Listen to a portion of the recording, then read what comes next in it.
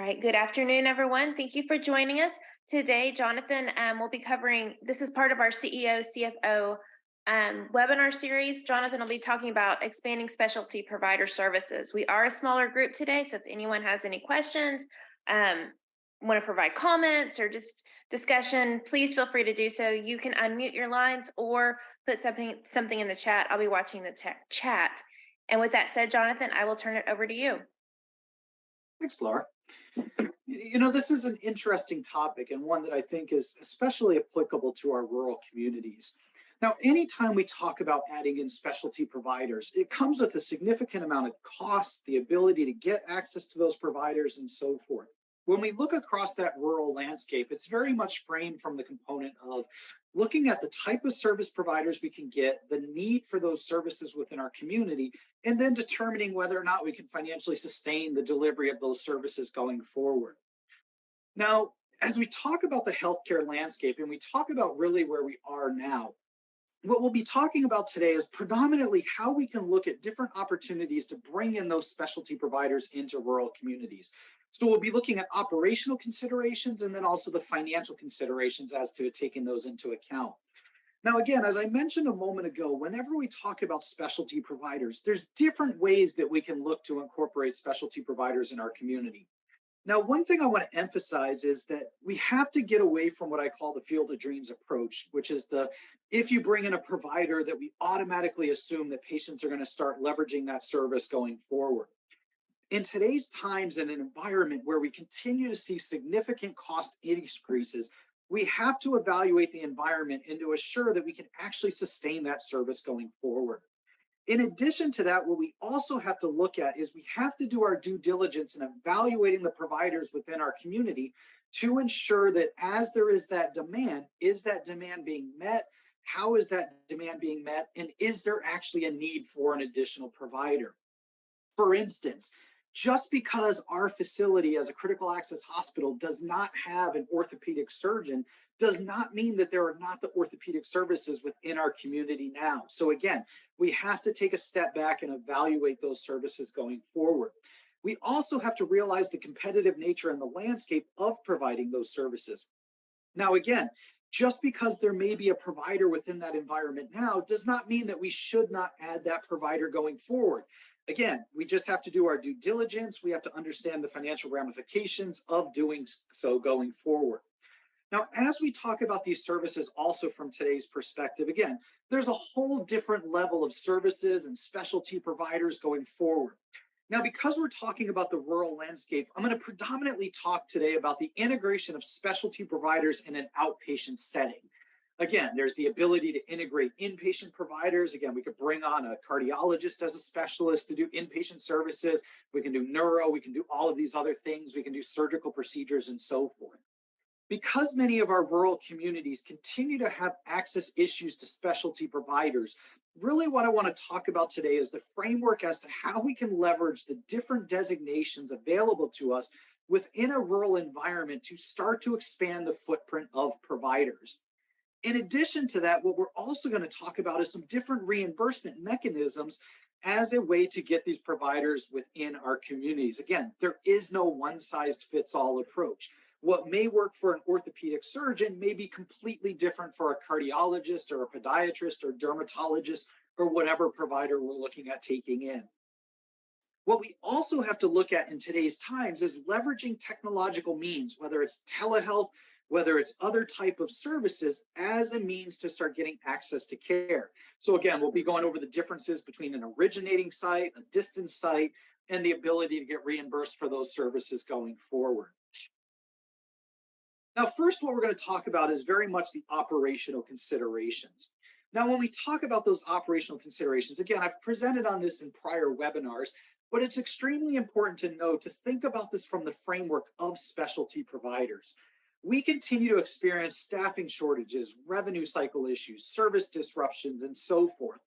Anytime we continue to look at bringing in a specialty provider, a lot of the issues that we're experiencing now are going to be compounded once we start to target those specialty providers. Again, many rural communities cannot afford or have the services to sustain a full-time specialty provider.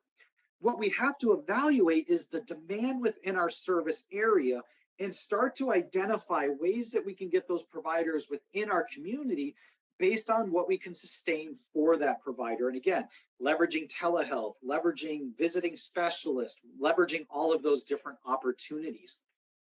Now, when we think about cost increases, again, and we've seen a ballooning of cost increases over the recent years, particularly as we've come out of the COVID pandemic. It's also important to note that even though we see primary care shortages across the country, and many of us are experiencing nursing shortages and provider shortages, when we start getting into a lot of these subspecialties, we will continue to see shortages compounded beyond what we are seeing right now. For instance, if we look at dermatology or we look at some of those other subspecialties, again, these positions come with high cost and they also come with a greater level of competition because there is not a significant number or an excess of those types of providers across the country. Now, what we can also look at doing too when we look at that current landscape is we have to start being more strategic and looking at how we can bring in those specialty providers. For instance, maybe we have the ability where if we are in regional proximity to another facility, maybe we can create some type of shared arrangement where one facility has that provider for 3 days a week and the other one has it for 2 days a week. Again, start thinking outside the box as to how we can start to leverage and get these specialty providers into our facility. Now, before I go any further, too, I also want to emphasize that, as Laura had mentioned, this is being recorded and all of the slides will be made available. So if you do have questions after the fact, please don't hesitate to submit them, or you can ask Laura or me as the presentation goes on today. But again, we want to ensure that you have access to this information, that we answer any questions that you may have. Now, when we talk about a performance model, again, it all rolls back to the value to the community. Now, a lot of times organizations from a specialty framework will think that any time that we can add in a specialty provider, it's going to automatically justify or substantiate that overall value to the community proposition. But again, as we look at that position, we have to evaluate the cost associated with bringing in that specialist, in addition to actually being able to have enough service volumes to maintain the competencies of that provider, but also keep that provider engaged, whereas they want to actually stay within our community.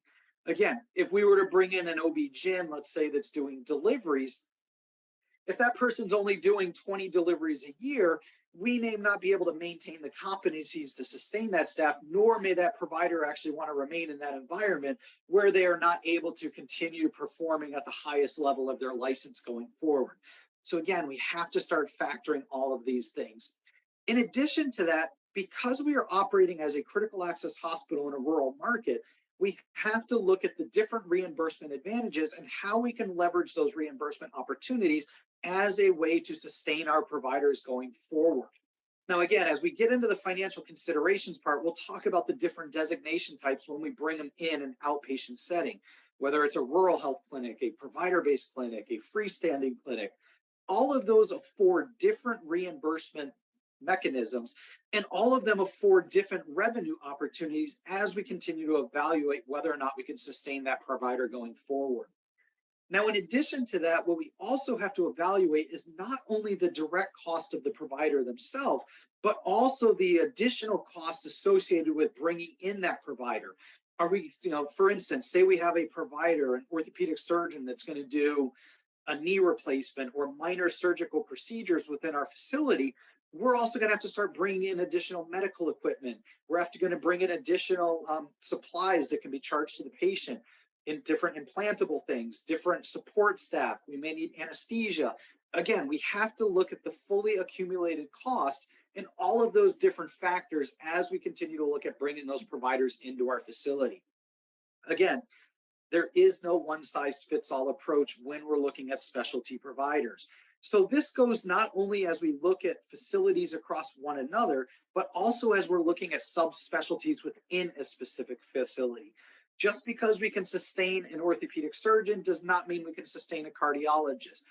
It may be the exact opposite in another community, whereas maybe in that other community we can support a cardiologist, but not an orthopedic surgeon. In addition to that, what we also have to start looking at, particularly in our rural communities, is how can we further leverage and integrate that specialty provider in that full continuum of care? For instance, if we bring in a cardiologist that's only going to work 3 days a week, does that expand our ability to bring in additional inpatient patients that would then be able to leverage those cardiology services?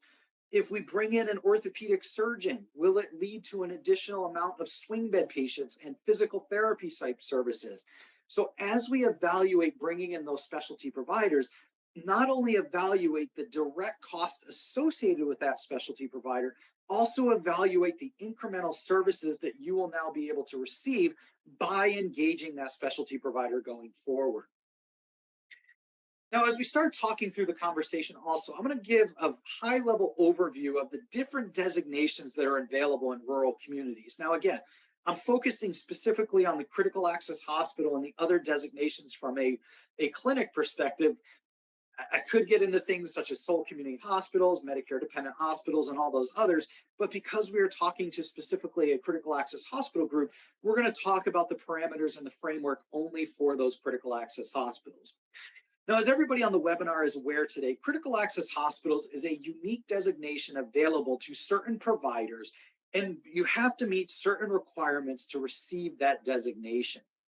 Now, by meeting those certain requirements, those conditions of participation, you are able to receive enhanced reimbursements on both the facility side and, in many instances, the professional side on an outpatient setting by being designated as that critical access hospital.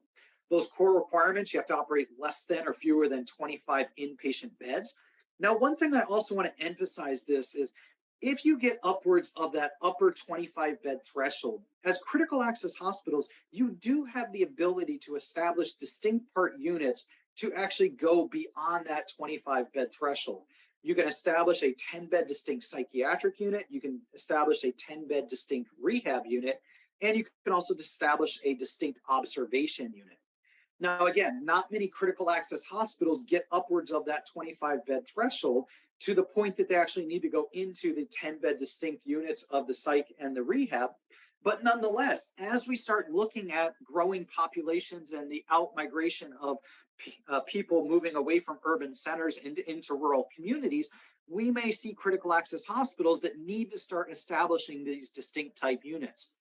Again, as we look at those specialty providers, if you have a specialty provider that will allow you to get a certain number of surgical procedures that would then substantiate a distinct rehab unit, these are things we want to evaluate going forward. We have to look at all of the pluses and minuses associated with bringing in that specialty provider. Again, critical access hospitals have to maintain less than a 4 average daily census, 4 average length of stay. You have to have 24/7 emergency lab and diagnostic imaging services. You have to be located in a rural area, and you have to meet the critical access hospital distance requirements.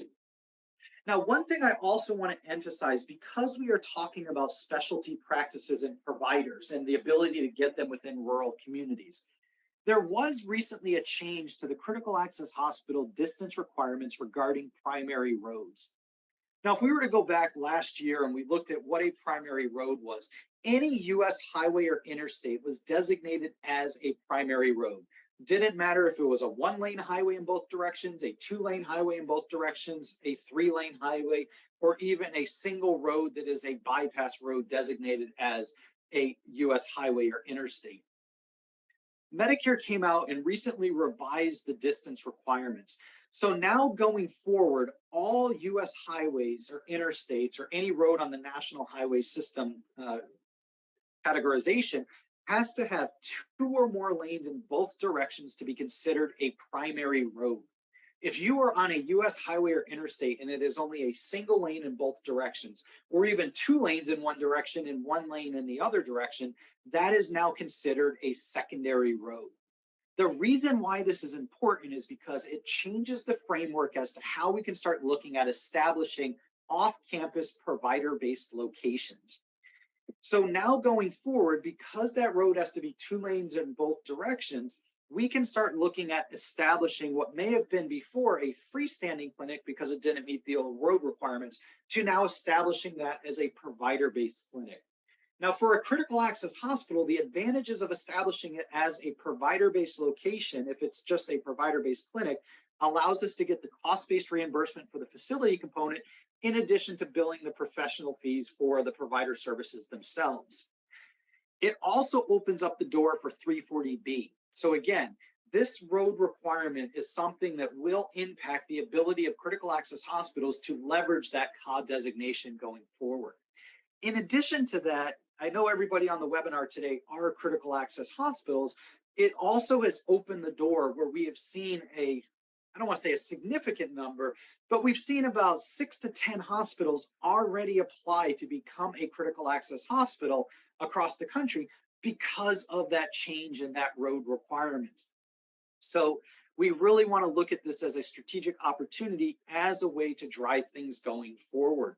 Now, for the purposes, and it is up on the screen, anything that's considered off campus, being greater than 250 yards away from the building itself, that main provider number, is considered off campus. That has to meet those distance requirements. Again, just to emphasize, it's 250 yards from the building itself, not from the edge of your property line. But again, this is something that opens the door, the ability to, again, to look at provider-based clinics, provider-based rural health clinics, freestanding clinics. We can start to evaluate all of those different opportunities as a way to drive reimbursement advantages going forward. In addition to that, I know we're talking about provider practices today and so forth. It also affords us the opportunity to, again, to potentially to add off-campus diagnostic imaging, off-campus rehab services, so long as it meets those new federal road requirements for the critical access hospital. Now, before we start getting into the different designation types and how we can leverage those for specialty providers, it's important to note that when we operate as a critical access hospital, we have to understand the economic philosophy associated with that critical access hospital. Now, when we look up on the screen and we see that solid horizontal line at fixed cost, just to open the door as a critical access hospital, we have a significant amount of fixed cost. Now, again, we start in a loss proposition or a loss position, and as we continue to have service volumes, we can eventually hit an inflection point where we will cross that point of going from loss to profit. Now, when we look at our organizations, and I've presented on this before, upwards of 90% of our cost is fixed, and only 10% of our cost over time is variable. Now, what we have to do is we have to drive service volumes to a point that we can pass that profit position to get to a point where we can actually start to sustain ourselves going forward. Now, the reason why I'm emphasizing this as a critical access hospital that's looking at potentially adding specialty providers is specialty providers come with a significant cost. Again, oftentimes we can look at a primary care provider, we may pay them $250,000 as a physician. If we're looking at bringing in orthopedic surgery or dermatology or general surgery, we can end up spending upwards of 2 to 3 times more than what we are paying for that primary care provider. So again, we have to understand the economic philosophy and the integration of that provider into our facility to understand how that rolls forward and how that will impact our net financial position.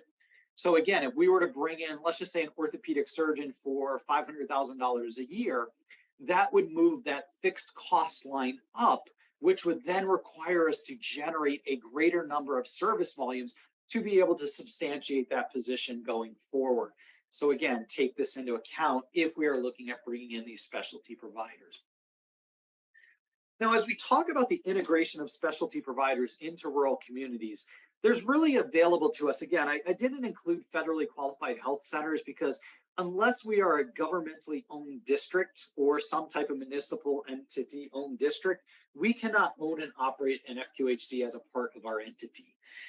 There is the exception to where if you are governmentally owned, you can operate an FQHC. But for the broader purposes of today, of talking to most of the hospitals that are attending the webinar, we're going to be talking about your 3 primary options: your provider-based clinics, your rural health clinics, and your freestanding health clinics. Now, when we operate as a provider-based clinic under a critical access hospital, and we're looking at those specialty services in an outpatient setting, it affords us the opportunity to generate revenue in a couple different ways. When we operate as a provider-based clinic, it affords us the ability to get an uncapped technical charge based proportionally relative to the cost for providing those services and what our Medicare payer mix is, and in some states Medicaid and Medicare Advantage in a non-reconciliated fashion. Now, when we talk about those provider-based clinics, in a provider-based setting, if we bring in a specialty provider that's providing those specialty services, we are receiving cost-based reimbursement for pretty much everything except for the provider themselves. Now, in that environment, we are receiving cost-based reimbursement for the facility component. That includes the lease, that includes the facility costs, the nurses, the CNAs, the CMAs, any type of staff that we have integrated within that environment. For the provider, we have to generate enough pro-fee revenue in a provider-based clinic setting to cover the cost of that provider themselves. Again, in a provider-based clinic, we are not able to incur or include the cost of that provider into the step-down methodology for determining our cost-based reimbursements. So again, if we have a specialty provider that's making $300,000 a year, we have to generate $300,000 a year in pro-fee revenue to cover the cost of that specialty provider and their benefits cost and so forth. Now, in that environment, again, we also have to factor, is this specialty provider doing surgical procedures? Are they doing incremental things beyond just operating in a clinic that can also generate revenue for that specialty provider? Now, what I will say in many rural environments is that if we bring in a specialty provider that's only there a couple days a week or a couple days per month, it'll be hard to cover the cost of that provider if they're not doing any procedures in that outpatient setting. Again, most of the cost is covered for a specialty provider by doing surgical procedures, not for doing E&M and diagnostic type services within a clinic setting. Again, we want to take this into account. In addition to that, if we bring in specialty providers under a critical access hospital, we want to evaluate the ability to build Method 2. Now, what Method 2 is, it's a consolidation of both the technical and the facility, or the technical and the professional charge onto a single claim for Medicare purposes. And by doing so, Medicare will reimburse us an additional 15% on top of the fee schedule. Now, again, some of that is passed on in co-insurance and deductibles. We as a provider will ultimately get roughly a 12% increase on the fee schedule for this providing those services. But again, this is something we want to evaluate, and we want to look at those incremental opportunities. The next designation is really that rural health clinic. Now, I know I've presented before on rural health clinics, and many of our critical access hospitals across the state of Oklahoma currently operate rural health clinics. When we look at it to this degree, the predominant difference between a rural health clinic and a provider-based clinic is a couple different things. First, the big difference is in a rural health clinic, all of the provider compensation, the salary, any attributed cost goes into determining that all-inclusive upper payment limit and that cost-based rate for that rural health clinic. In addition to that, you receive a single payment as a rural health clinic, whereas under the provider-based clinic, you are receiving a facility component and a professional component. Under that rural health clinic, you are receiving a single reimbursement that includes both the cost of the facility cost and the professional cost. Now, when we look at adding specialty providers into a rural health clinic, one thing I want to emphasize is that rural health clinics must be predominantly engaged in primary care services. So at least 50% of the services that you provide in a rural health clinic have to be dedicated towards primary care services. Now, there's two ways that you can actually evaluate the distribution of primary care services. The first thing they will look at is your hours of operation. So if your clinic is open 40 hours per week and you have both specialty and primary care services, you can offer specialty services for 39 hours and you can offer primary care for 40 hours per week. This will allow you to meet that requirement. What you can't do is you can't offer specialty services for the same amount of primary care, nor can you operate primary care, let's say 2 days a week, and then operate a specialty practice in that rural health clinic the other 3 days a week. So they will look at the hours of operation and the distribution based on the hours of operation to determine if you meet that primary care setting.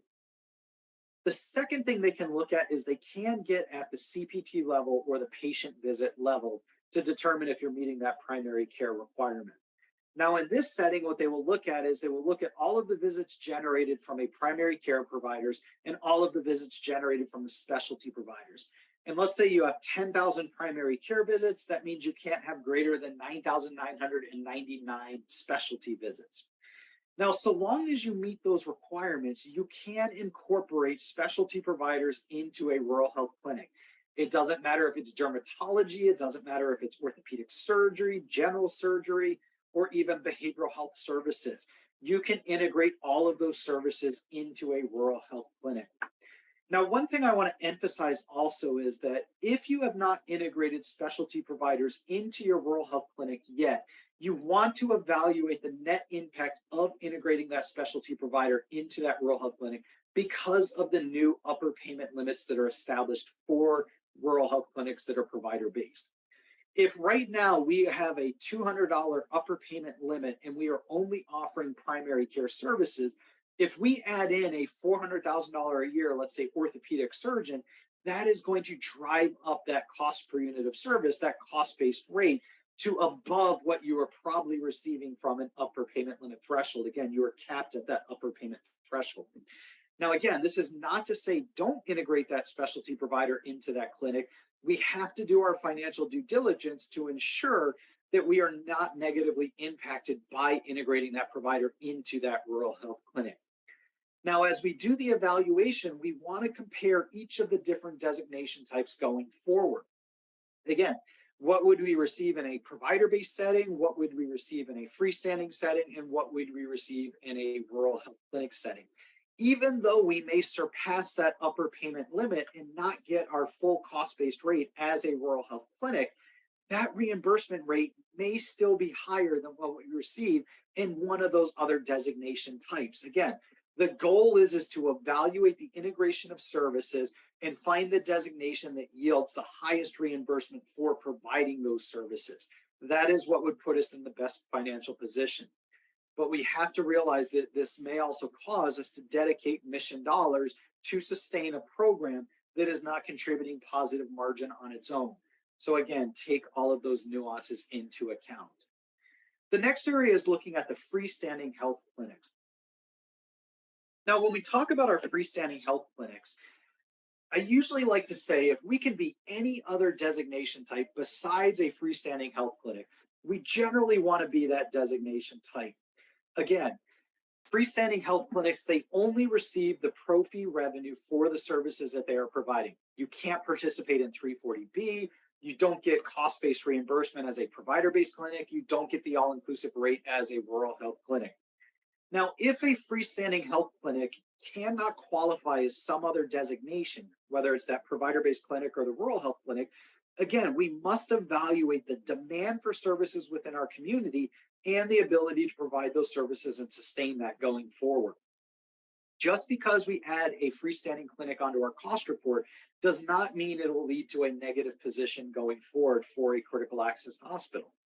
If that clinic can generate enough revenue to cover the direct cost associated with that clinic and the step down cost based on the cost report methodology, we could actually be in a financially advantageous position, again, by bringing in that specialty provider.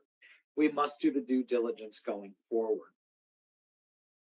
Now, what are the different ways that we can establish provider relationships with our specialty providers? And there's really three main places. And again, you could subdivide these out and come up with different terms, but there's really three main opportunities as to how we can engage or create a relationship with a specialty provider. And they come down to employed, professional service agreements, or the rental of space. Now, an employed model, what the benefits are of an employed model is the provider becomes directly integrated from a contractual, functional, and governance alignment approach under our organization. In this situation, that critical access hospital would employ that provider. They would pay them some type of contract, whether it's a salary, work RVU, panel size, patient scores, quality scores, outcomes. Take your pick as to what type of measurable outcomes you want to use as a way to compensate that provider. Now, in this environment, again, because we are compensating that provider, we will generally bill on behalf of that provider for the services that they're providing. In an employed model, it affords us the ability to pursue method two. It affords us the ability to bill for the pro fee services, operate in a rural health clinic, whatever the opportunities are. An employed model allows us to pursue all of those different opportunities. The next is that professional services agreement. Now, in a professional services agreement, again, this can apply to physicians, it can provide to APPs, it can apply to our behavioral health providers. In a professional services agreement, we are contracting with a provider to compensate them some dollar amount for providing services to our entity.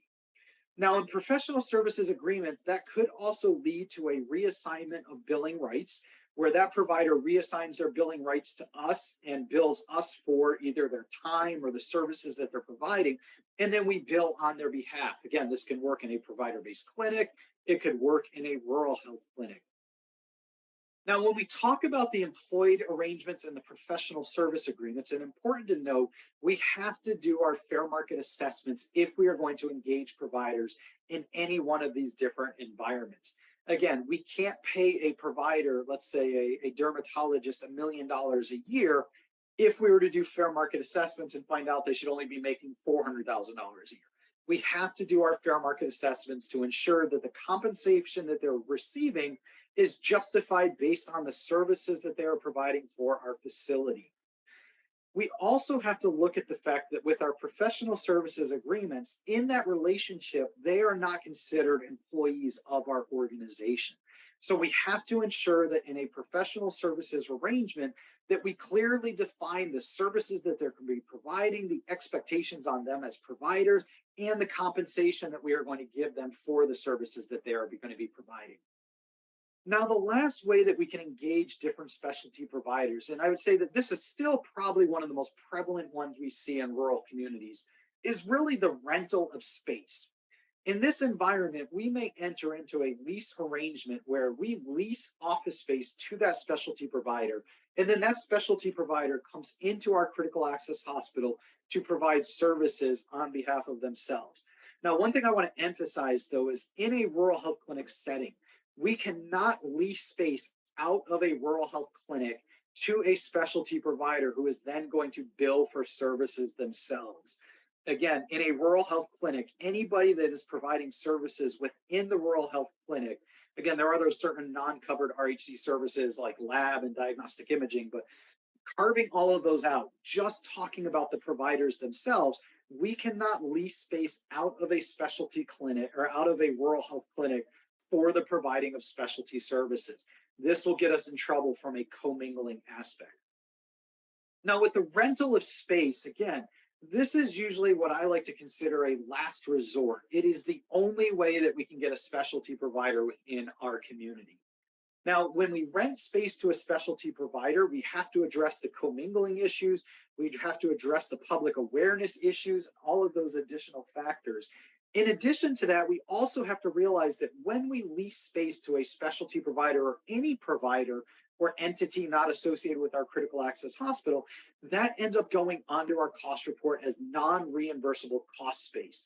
And again, we will pull down overhead expenses to that non-reimbursable cost center. So generally what I like to say is anytime we can get a specialty provider into a provider-based clinic, a rural health clinic, or anything else, it'll generally be more advantageous for us as a critical access hospital than the renting of space because of those cost report parameters and the ramifications in the cost report methodology. Now, as I've mentioned earlier in the presentation today also, and I'll continue to mention, it's important to note we always have to remember there is no one-size-fits-all approach to providers and organizations when evaluating whether or not we want to integrate them into our facility. We have to evaluate the pros and cons and how we are going to integrate those going forward. Again, if the only way that we can get a specialty provider, maybe we have a surgeon that says, there is no way I'm going to create a PSA with you, and there's no way that I'm going to become employed by your facility. We have to evaluate the need for services within our community and instituting the rental of space. Now, in addition to that, also, when we look at the rental of space, the same thing I mentioned that we have to do fair market assessments relative to the services and the contracts for those specialty providers under the employed and the professional services. when we rent space to a specialty provider or any type of provider in that setting, we have to ensure that we're charging them fair market for that leased space. What we can't do is we can't create an environment that we are going to lease, let's say, a medical office suite to a specialty provider, and we're only going to charge them $100 per month in the expectation that that provider is going to then refer business to our facility. Again, that can lead to a concern relative to self-dealing and created some type of unfair work environment or relationship where we are benefiting through actually having a lower lease arrangement. So again, we have to do our due diligence in that perspective. Now, what are some different opportunities also relative to the professional services agreement, the employed model, or the leasing of space? Now, as we've come out of the COVID pandemic, we've seen a significant increase in the number of providers that are offering telehealth services.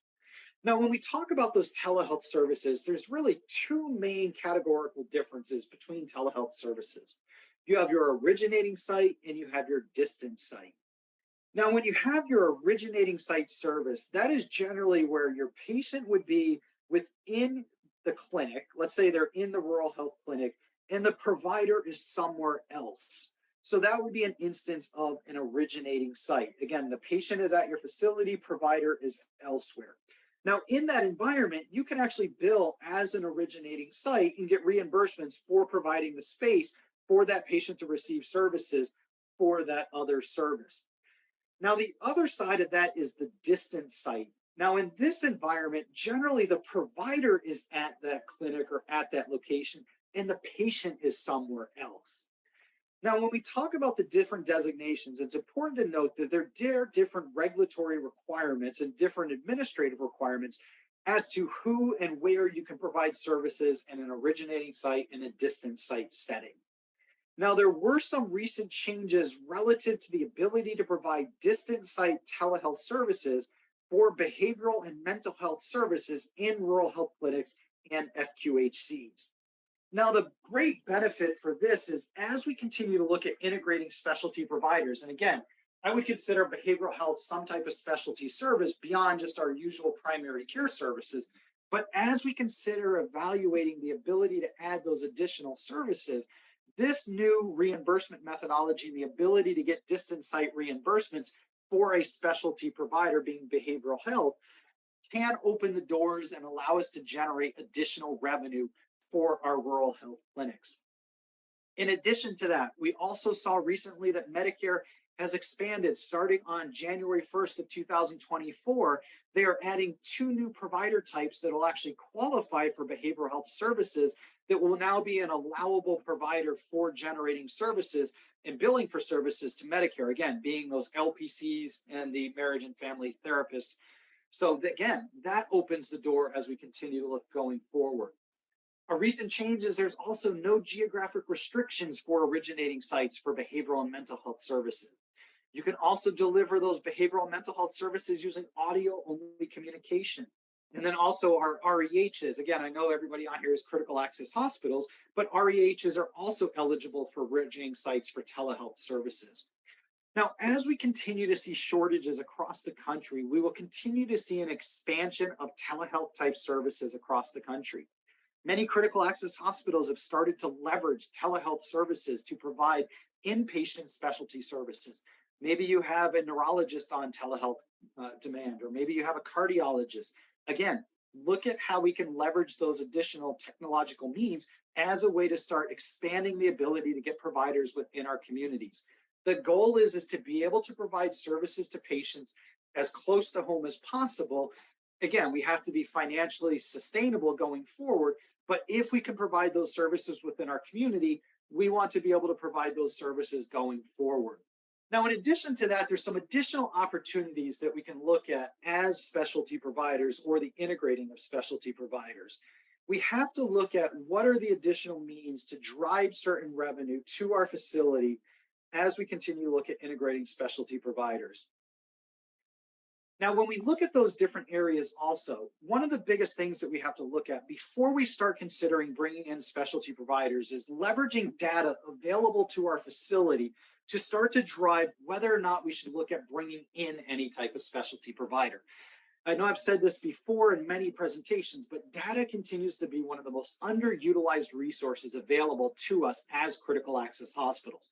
We have the ability to find out where patients are being referred to, the services that they need, chronic conditions, and so forth to substantiate the ability to bring in a specialty provider. Again, it doesn't have to be a full-time provider. We can look at bringing them in only for a certain period of time, a couple days a month, every week, or so forth.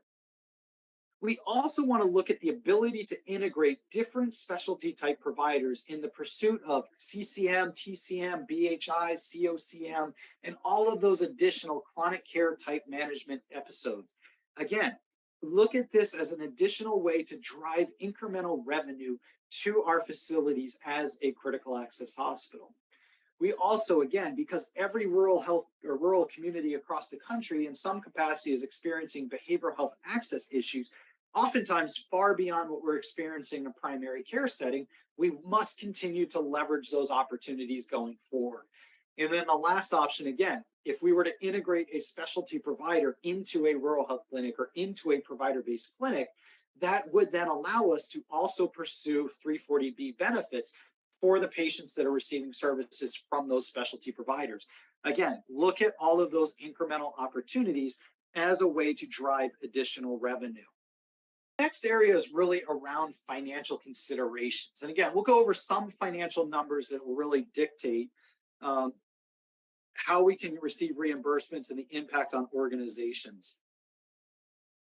Now, when we think about it to this degree and we look at revenue optimization opportunities, again, we are in an environment where cost continues to increase greater than reimbursements we receive. Now, I've always said there are four main strategic opportunities that we can look at as a means to improve our financial position within a rural market. We have to evaluate the conversion of eligible practices to a designation that provides the most advantageous reimbursement. Maybe we're operating a medical office building as a freestanding specialty practice, a multi-specialty practice. Would that be better as a rural health clinic? Would it be better as a provider-based clinic? Again, we have to evaluate that. For us that are in system relationships, we have to evaluate the realignment practices across the system to take advantage of those reimbursement opportunities. Again, maybe we have a wholly owned physician group. Why would we not potentially deploy them under a critical access hospital to leverage provider-based reimbursements or rural health clinic reimbursements? I can tell you, as I've gone across the country, I continue to see a significant number of systems that will have a clinic operating on the campus of a critical access hospital that is being operated as a freestanding practice under that system, only billing pro fee revenue. I cannot tell you how much money this is leaving on the table by not being able to leverage, whether it's the provider-based designation reimbursement advantages, rural health clinic, 340B, and so forth. We have to look at all of those opportunities. And then the next one, is the integration of specialty practices and providers when possible into a provider-based clinic or a rural health clinic. Again, if we have a visiting specialist that's leasing space from our facility, have we approached them about integrating those providers into one of our provider-based clinics? Gives us the ability to get provider-based reimbursement and the ability to pursue 340B. And then the last is looking at the acquisition of independent practices, again, to leverage those rural opportunities. Maybe there is an independent behavioral health practice. Maybe there's an independent specialty provider, a dermatologist that operates within our community. Is there ability to integrate that within our facility as a means to drive things going forward? Now, when we talk about the different reimbursement types and we talk about those different designation types, and again, I'm not going to go through this in much detail today. I really just wanted to include it as a part of the slide. Each of the different designations has different reimbursement advantages or revenue opportunities associated with that designation. Now we're going to skip the FQHCs and we'll talk about our PBCs, RHCs, and FSHCs. Now, when we look at up on the screen, we can see there are certain boxes that are green and there are certain ones that are red. We generally want to be any designation type besides the FSHC, provider-based clinic, rural health clinic. Evaluate which one would lead to the most advantageous reimbursement for us as a clinic or as an environment. Now, as all of us know, again, the RHC reimbursement methodology has changed. And again, I'm not going to go through this in great detail, but one thing that's important to note that if we are looking at integrating specialty providers into our rural health clinic, Oftentimes, specialty providers have significant cost and they do not have a ton of visits associated with their outpatient clinic visits. So, if we are looking at an incremental or integrating that provider into that rural health clinic, we have to take into account how the incremental cost increase will impact the upper payment limit and that cost based rate. Again, we want to take that into account. We want to look at the full incremental revenue and cost associated with that specialty provider to determine if integrating within that clinic does make sense going forward. The Medicare Economic Index. Now, the reason why I'm emphasizing this also is because most times our providers will get cost increases that are in excess of what the Medicare Economic Index is. Now, whether we're looking at fee schedule increases or we're looking at the RHC increase in the reimbursement rate, again, from an upper payment limit setting, if we do bring in a specialty provider and we continue to give them a 4 or 5 or whatever percentage increase each year, we have to ensure that we do not put ourselves on a downward trajectory and that we put ourselves in an unsustainable position going forward. We have to evaluate the incremental cost. Now, when we look at the different opportunities, and this is going to be 3 different examples of the opportunities that we just talked about. What this slide shows is that it shows that when we were evaluating an FSHC, this system was looking at integrating several specialty and primary care practices under their hospital. And what they wanted to evaluate was what would be the incremental impact if they were to integrate those specialty providers and look at realigning them under that critical access hospital or a short-term acute care facility. Now, they were receiving an average of $110 across 53,000 visits. Again, this was several clinics under this hospital. Now, if they were to align them under that provider-based clinic, again, this was before the Consolidated Appropriations Act went into effect. If they were aligning them under that short-term acute care facility, their cost-based rate would have gone up to $189. They would have picked up about $4 million in reimbursements. But again, as a short-term acute care, they did not qualify for 340B. If they were to do it under a critical access hospital, again, the rate would have gone up to $194. So their reimbursement rates would have almost doubled. They would have lost out by re-stepping down overhead costs to those now RHCs away from other cost-based programs under that critical access hospital. They would have generated about $2.6 million in 340B. It was about a $5.7 million gain in reimbursements and revenue if they were to look at realigning those practices. Now, under the Consolidated Appropriations Act, again, they would have gone from a $194 rate to $113. Again, they still would have received more reimbursements. They still would have had the same dilutive or negative impact on Medicare under that CA. They still would have had the same benefit for 340B, but nonetheless, that benefit would have gone from about $5.6 million down to $1.3 million. Again, the entire benefit was attributed to the ability to get 340B. Now, again, as that rate continued to trend forward to $190 in 2028, they would have picked up more and more benefit as the years progressed, but they had to have an understanding of how that would have impacted them in the current environment. The next area was looking at an organization, a critical access hospital that operated a freestanding behavioral health practice and a provider-based rural health clinic. Now, again, under this current environment, all in, they were receiving about $11.2 million in reimbursements. Again, if they were to integrate that behavioral health practice into that rural health clinic, blending the rates, the cost structure, the visits, and so forth, they would have picked up about $37,000 in reimbursements. Again, nothing really fundamentally changed. They were just looking at integrating that specialty provider into that rural health clinic. The last was looking at a specialty practice that was operating as an independent freestanding clinic. Now, again, this was an independent freestanding clinic that was generating about $143,000 a year and was getting about $82 per visit. Again, if they were to acquire that independent practice and integrate it into that rural health clinic, they would have picked up about $56,000, $57,000 in reimbursements by integrating that into that provider-based rural health clinic. Now, the unique things that we talk about with specialty practices is, again, we have to evaluate the impact on the organization as a whole. We have to look at rolling that through. We have to look at the ability to contract with that provider going forward. Again, there is no one size fits all approach. As we evaluate the ability to add specialty providers and practices, we have to do that due diligence to ensure that we're evaluating the demand for services and the ability to integrate those services going forward. I know I've gone through this information very quickly. And again, I like to give as much information as possible. If you do have questions, let me know if you have any questions. You can submit them now, or if you have questions at a later date, you can submit them to Laura or me. Again, we want to ensure that you have the information available to make what is oftentimes a difficult decision that can impact the ability to receive services within your communities. Jonathan, I'm not seeing any questions come in through the chat. This is a topic, we do a lot of community health needs assessments across the state, and this comes up often about adding specialty services, especially to assist with the transportation issues. So this is a great resource to have. Thank you for your time. There's a great way you could. I don't want to say there's a right way and there's a wrong way, but again, just evaluate. There is that demand across rural communities, but we don't want to put ourselves and jeopardize the overall financial solvency of our organization. We have to do it tactfully.